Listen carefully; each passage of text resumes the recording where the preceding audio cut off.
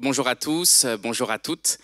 Tout d'abord, merci beaucoup, Karel, pour cette transition toute trouvée, effectivement, à travers la dimension culturelle et cultuelle des expéditions de Zhang He, qui atteste une fois encore, puisqu'il s'agit bien de missions diplomatiques, de la réussite de ces dernières. Quoi de mieux que les vestiges matériels, que l'empreinte, aujourd'hui encore, que ce soit à Java ou en Indonésie, à travers la mosquée de Zhang He, quel meilleur témoignage de la trace sur le temps long brodélien, de l'influence déterminante de ces expéditions à travers l'Asie du Sud-Est.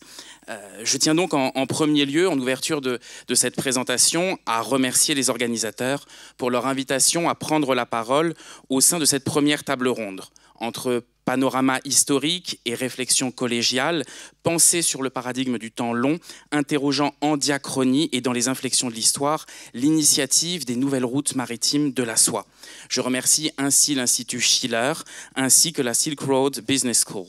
Faisant suite à l'intervention de Karel, justement, qui fit surgir toute l'imagerie d'Épinal, des caravansérails, des toponymes aux noms évocateurs, Turfan, Dunhuang, Khotan, l'Empire alexandrien, et de ces figures ayant marqué de leur empreinte l'exploration de l'Asie centrale, Zhang Tian pour la dynastie des Han, Xuanzang, Jean de Plancarpin. Nous allons à présent, avec les missions diplomatiques de l'amiral Zhang He, en revenir à la mer. La biographie de l'amiral Zhang He, justement, semble finalement être à l'image des tumultes et des affres de cette époque, marquée par les révoltes paysannes des turbans rouges, Rongting, mais également par le déclin puis la chute de l'empire mongol des Yuan, et enfin la reconquête progressive des provinces intérieures à l'aube de la dynastie Ming.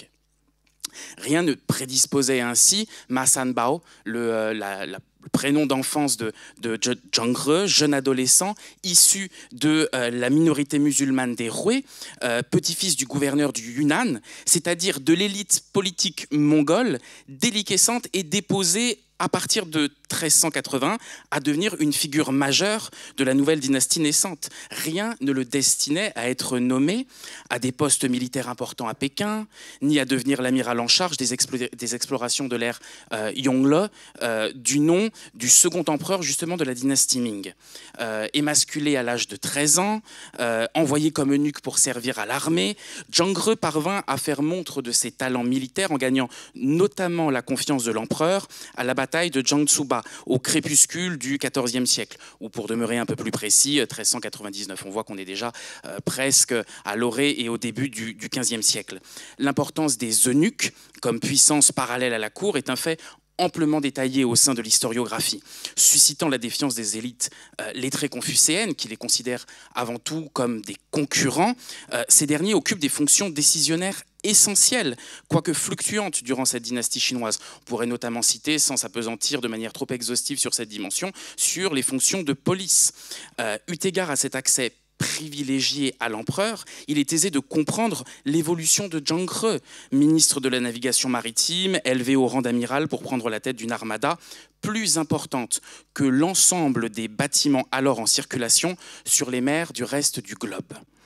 Ces expéditions furent circonscrites en 7 voyages, couvrant les 3 premières décennies du XVe siècle, entre 1405, année à laquelle les quelques 300 jonques quittent le port de Longtiang, non loin de Nankin, et 1433, mort du navigateur au large de Calicut, en Inde, durant le retour de la 7e et dernière exploration. 37 pays et régions furent ainsi explorés, visités par l'amiral et son équipage. Les circumnavigations de Zhang He, relatées dans des sources dont le croisement rend leur épaisseur historique indiscutable, permirent à l'armada de traverser l'océan Indien, d'atteindre les sultanats d'Asie du Sud-Est tels que Java ou encore Sumatra et les royaumes de l'Afrique orientale tels que le sultanat de Malindi dans l'actuel Kenya. Pour dire un mot rapide sur ces sources qui nous permettent aujourd'hui par leur croisement de ne pas douter non seulement du caractère vérace mais également de l'ampleur de ces expéditions, nous pouvons notamment citer les annales véridiques des Ming, les Ming-Selu, les chroniques du royaume de Ryukyu ainsi que l'ouvrage laissé par le traducteur de Zhang He, Marwan, le Inya Shenglan, les merveilles des océans. Aujourd'hui, donc pour apporter un éclairage comparatif, la géographie se construit toujours sur des comparaisons, sur des ordres de grandeur qui nous donneraient à voir et à comprendre la dimension exacte de ces explorations. Les Portugais, à la même époque, quittent Belém pour Madère ou encore Melilla, sous l'impulsion d'Henri le Navigateur. 10 ans après le premier départ de la flotte de Zhangre, encore une fois dans le port de Longtiang.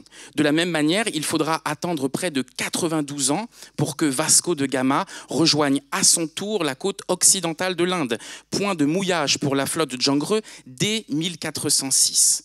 Tout comme la capitale impériale des Song, Kaifeng, dont on dénombre un peu plus d'1 million d'habitants à l'orée de l'an 1000, les explorations de Zhangre ont donc cette vertu de servir d'antithode immédiat à tout européocentrisme récalcitrant. Les mobiles pluriels et protéiformes de ces expéditions suscitent encore question. Simples voyages commerciaux, instruments de légitimation du pouvoir des Ming, opérations de prestige, explorations scientifiques, entreprise diplomatique, diffusion du système tributaire dans le cadre de l'instauration d'une Pax Sinae, réponse au mouvement de piraterie japonaise, Wuko, qui sévissent alors dans le Zhejiang. Une réponse que je juge en définitive trop timorée et prudente consiste à dire qu'elles recouvrèrent tous ces aspects, sinon du moins concoururent à les réaliser. Au début du XVe siècle, le déclin de l'empire mongol constitue en effet une pierre d'achoppement, un obstacle aux itinéraires traditionnels des routes de la soie. Les envahisseurs des parties septentrionales au nord, issus des tribus Warat ainsi que des tribus tatars, sont toujours ces envahisseurs dans le nord de la Chine qui, par leurs incursions, parviennent à renverser les régimes et à inscrire des inflexions dynastiques dans l'histoire de la Chine.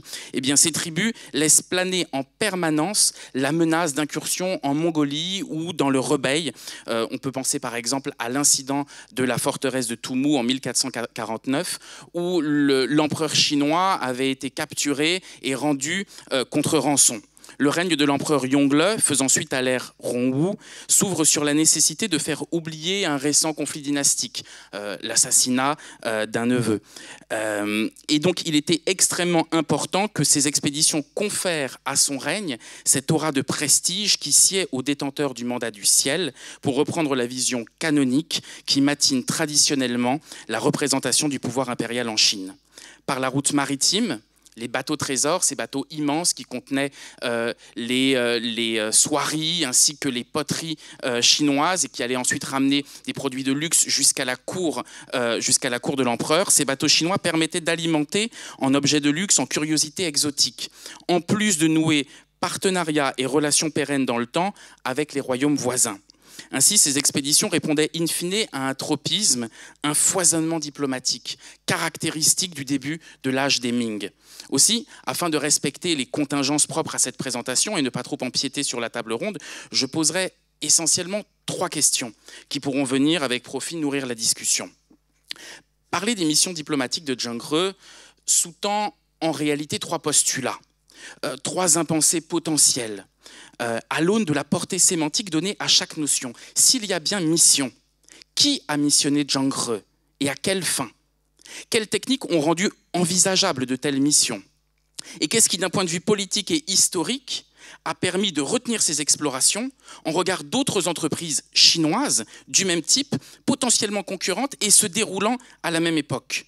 Qu'est-ce que cela nous dit du pouvoir en Chine au début de la dynastie Ming? Second nœud du problème, si ces missions furent essentiellement diplomatiques, y ont-elles réussi? Et à quoi le mesurer sur le temps long? Peut-on trouver des vestiges matériels ou culturels de ces 3 décennies d'exploration en Asie du Sud-Est et sur la côte orientale de l'Afrique? Que nous apprennent-elles sur une forme de philosophie chinoise de la diplomatie?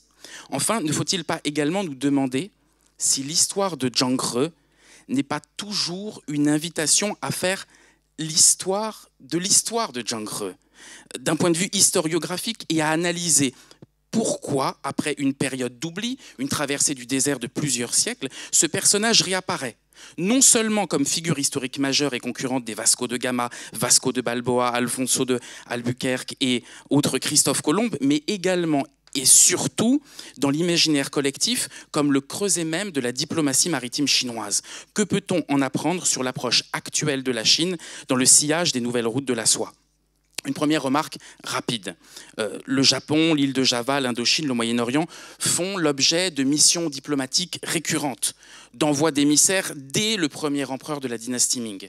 À Nankin arrivent dès 1369 des ambassades du Japon, de Corée, du Vietnam, et 2 ans plus tard, en 1371, du Cambodge et du Siam.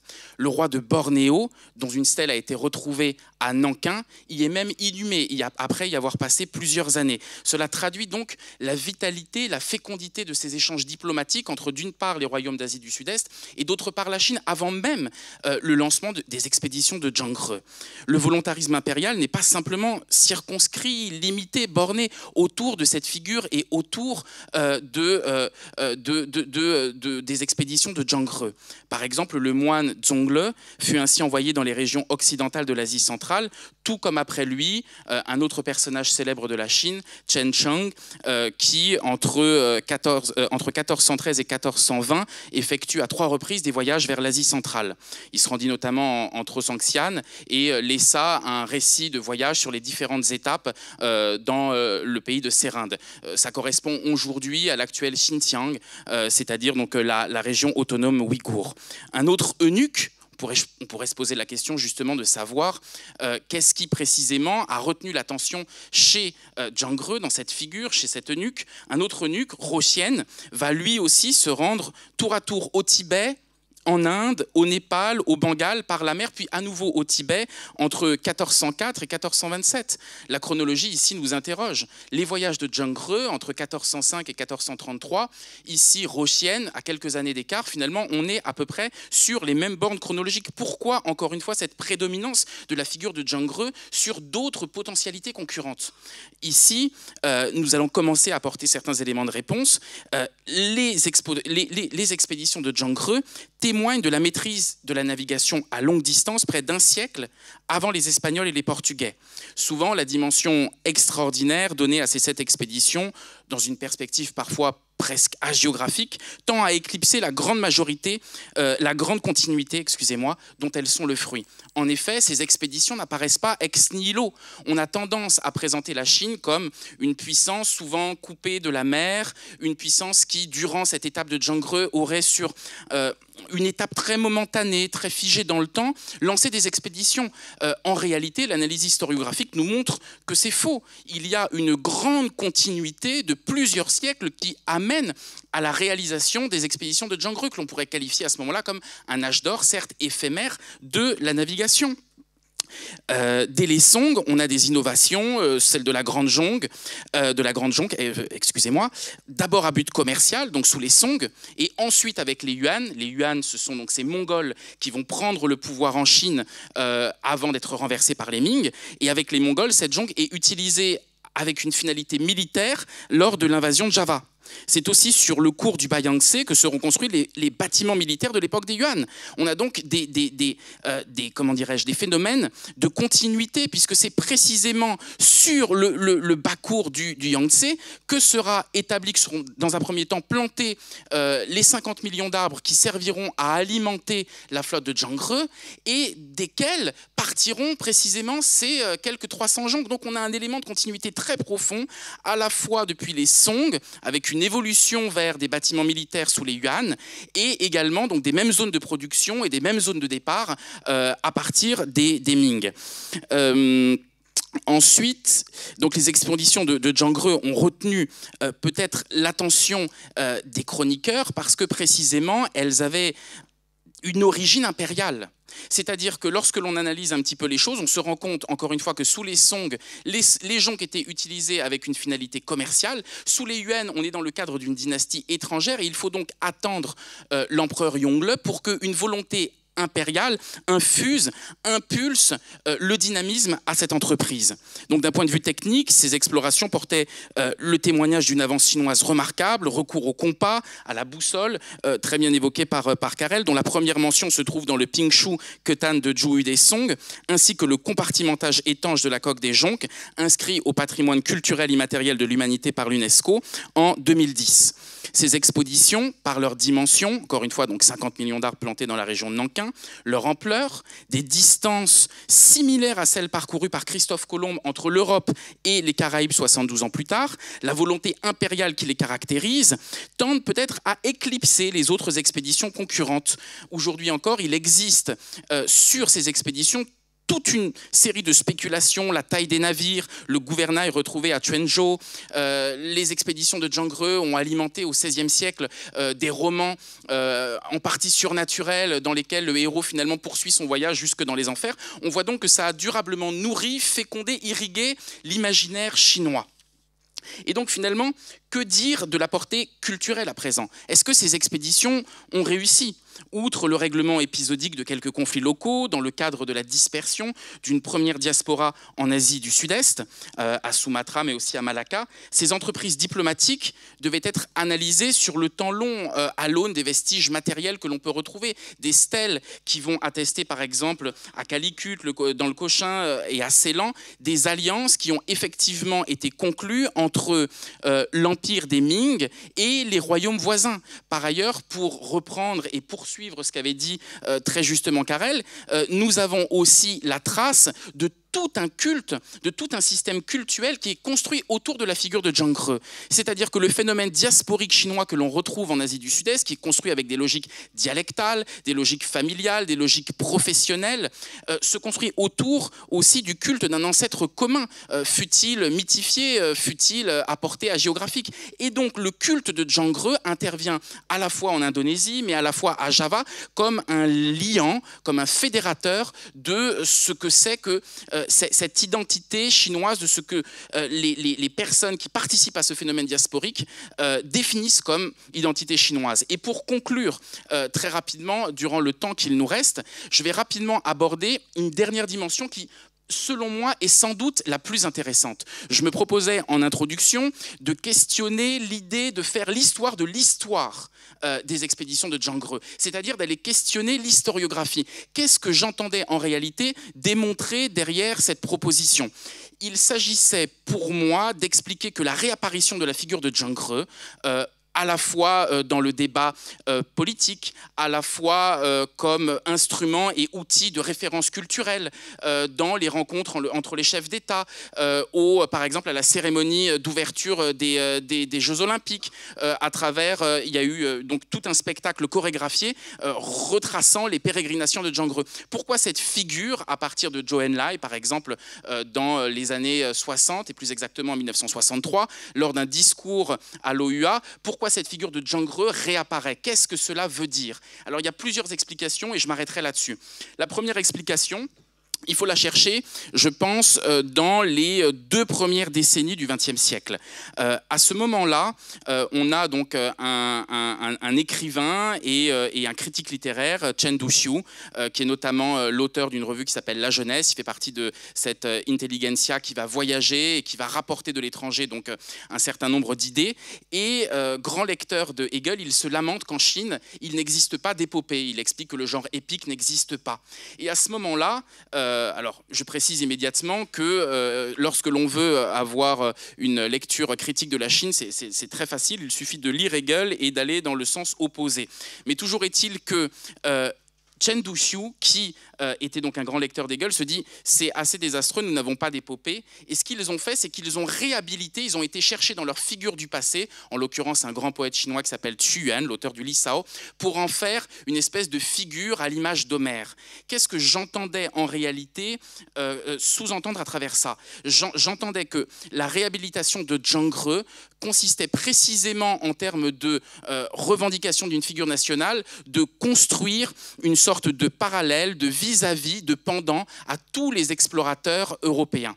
Deuxième importance capitale, c'est que la figure de Zhang-He caractérise la diplomatie chinoise, ou plus exactement la diplomatie chinoise telle qu'elle veut se développer vis-à-vis de ses partenaires de l'Asie du Sud-Est, va récupérer une partie de tout ce qui fait la réflexion et la philosophie inhérente aux expéditions de Zhang-He, c'est-à-dire le refus du colonialisme, le refus de la conquête territoriale, le refus du prosélytisme, mais au contraire la recherche de partenariats et de relations pérennes dans le temps. Et donc l'utilisation de cette figure de Zheng He, c'est-à-dire la figure d'un marin, au moment où la Chine, dans les années 80, veut protéger sa ressource halieutique, à partir du moment où la Chine veut se constituer une marine, à partir du moment où la Chine entend se positionner comme puissance centrale en Asie du Sud-Est, cette figure de Zheng He, par ses symboles, par son importance, par le terreau culturel commun, encore une fois, donc l'importance de ce culte rendu à Zheng He, eh bien, constituait une opportunité formidable pour la Chine pour dire ce que c'était pour elle que les nouvelles routes maritimes de la soie. Je vous remercie.